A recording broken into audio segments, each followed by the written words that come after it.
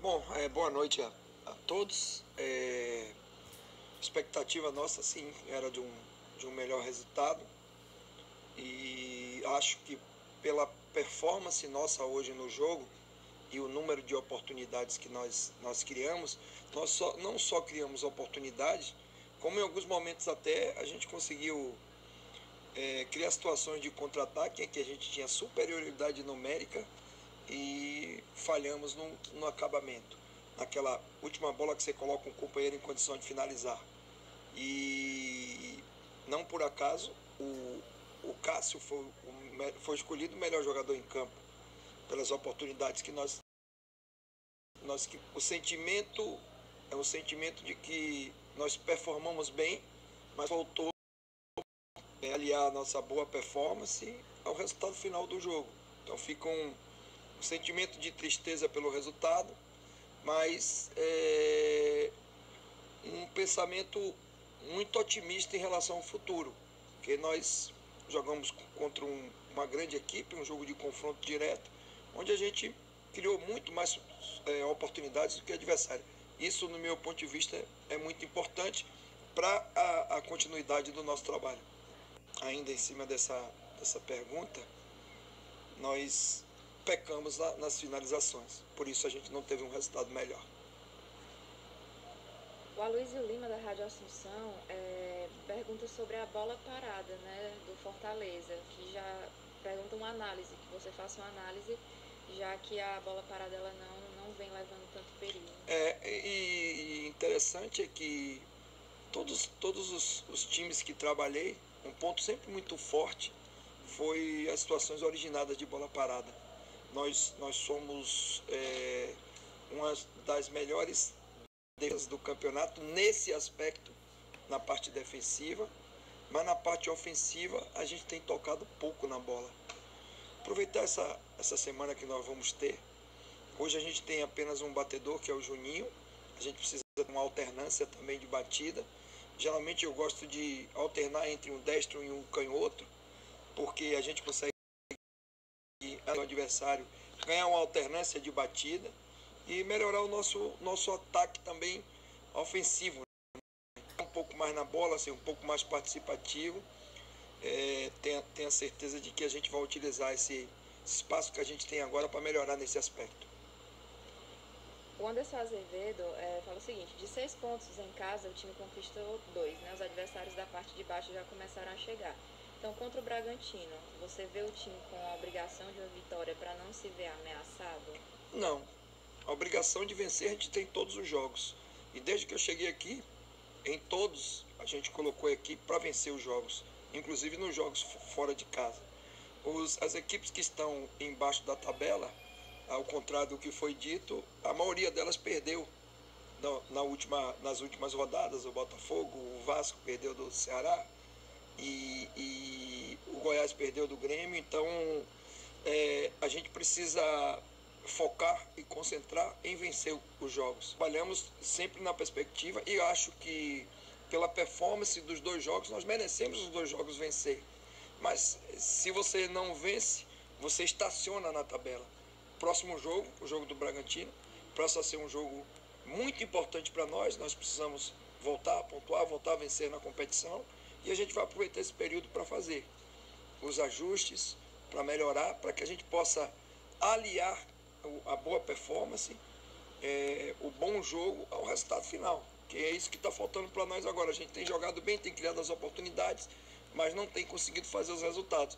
E todos os jogos eles são importantes. O Bragantino é um time que está brigando pelo mesmo espaço de tabela que nós, então é um outro confronto direto e vamos nos preparar bem para fazer um grande jogo. O Igor Vilela, da TV Otimista, pergunta se você pretende mudar taticamente, o que você pretende mudar taticamente no time durante esse tempo que você vai ter de trabalho. Bom, a gente hoje já fez uma alteração onde mexeu um pouquinho na estrutura tática da equipe com a entrada do João Paulo, vindo um pouquinho mais para a zona de construção ali, mais próximo aos volantes. Ele entrou muito bem, por sinal, no jogo.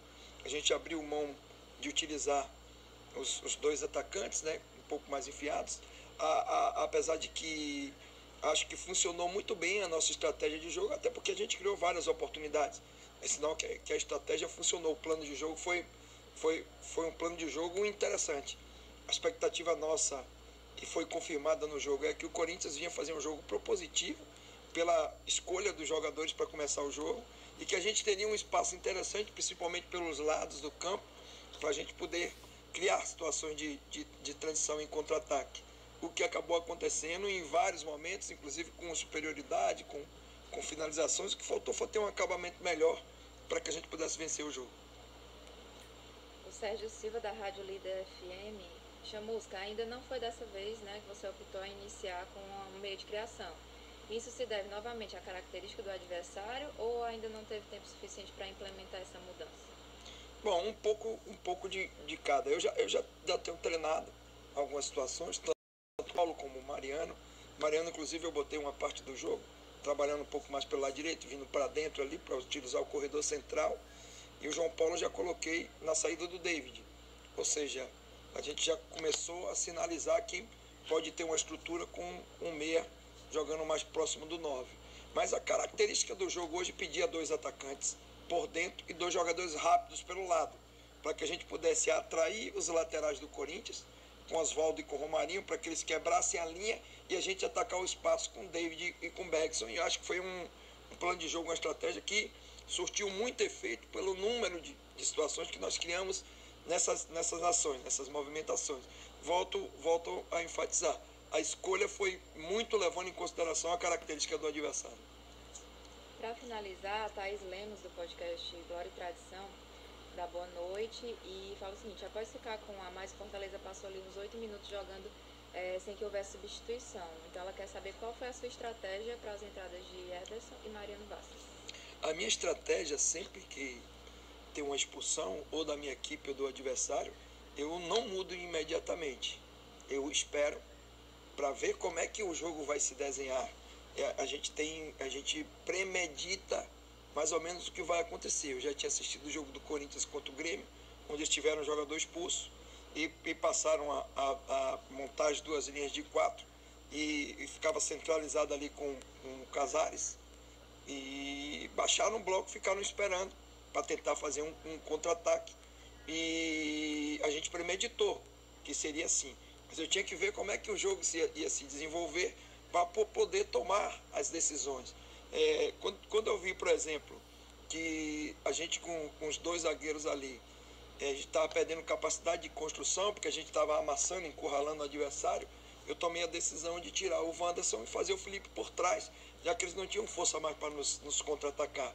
Então não precisava ficar com os 2 zagueiros. Quando você tira um zagueiro de boa estatura, você perde na bola aérea. Então você ganha num aspecto, mas perde em outro. E eu no final do jogo, optei pela entrada do Ederson com o Bergson, que a gente estava começando a construir bem pelos lados, mas estava faltando ocupação diária naquele momento. Então a gente achou interessante voltar a ter 2 atacantes de área, ter um volante construindo um pouquinho mais por trás, João Paulo vindo mais próximo do Juninho para fazer a construção e abrir dois jogadores dando amplitude para que essa bola pudesse chegar na área com os 2 atacantes. Foi essa a nossa ideia.